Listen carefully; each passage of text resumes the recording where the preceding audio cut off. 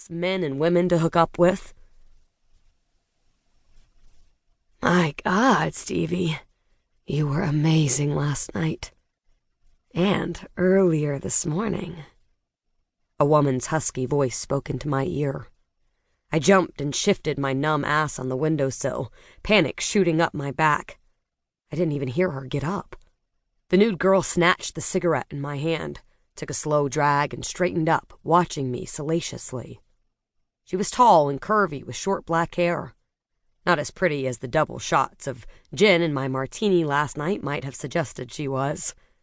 And hypocrite or not, it grossed me out that she smoked. This was a one-time thing. Stress. I blamed stress. If you come back to bed, I will show you my thanks. The smoke curled around her, a carnal smile tugging at her mouth. She handed the cigarette back to me, an eyebrow curving up as though she were taunting me with chocolate cake.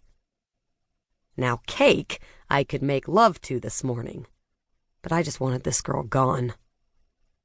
Sorry. I shook my head, stubbed out the cigarette, and moved around her. Have to meet my friends for brunch.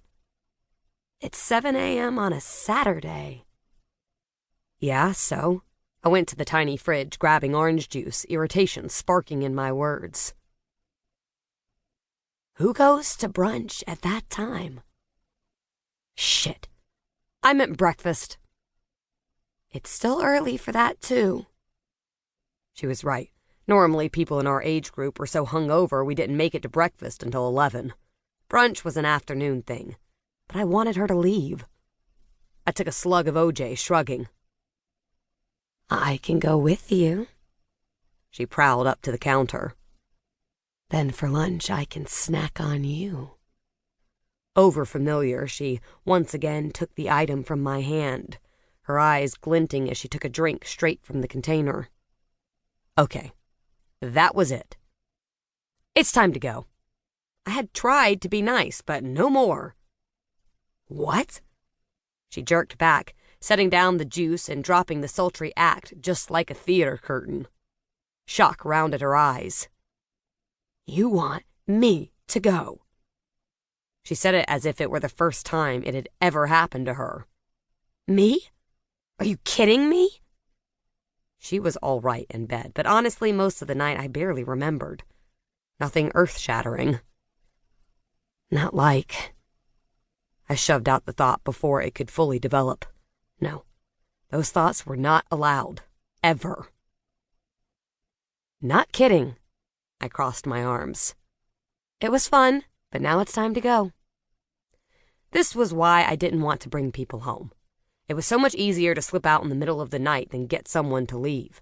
For some reason. Okay, probably because I was pretty damn good in bed. Guests never wanted to go. 98% wanted a repeat. The other 2% were only in town for a night. The girl huffed, turned around, and stomped to where her clothes were strewn on the floor. She hurriedly got dressed and grabbed her bag. She hesitated by the door, plucking up her chin. You're missing out. The things I can do.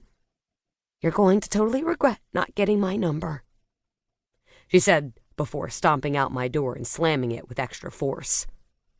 Doubt that, I muttered, placing my elbows on my minuscule counter and rubbing my face.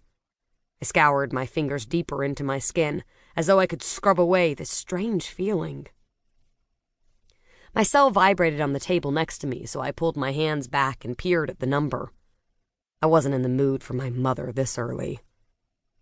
A jolt of happiness eased my face into a smile as I took in the number. Hey, Whiskey, what's up? Wait a minute, she tapered off with surprise, teasing in her voice.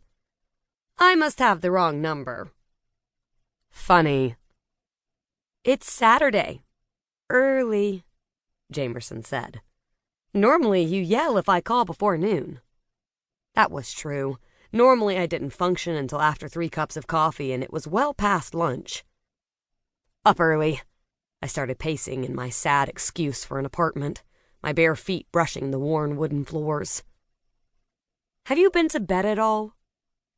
Not really. I rubbed the back of my neck, feeling the kinks under my skin.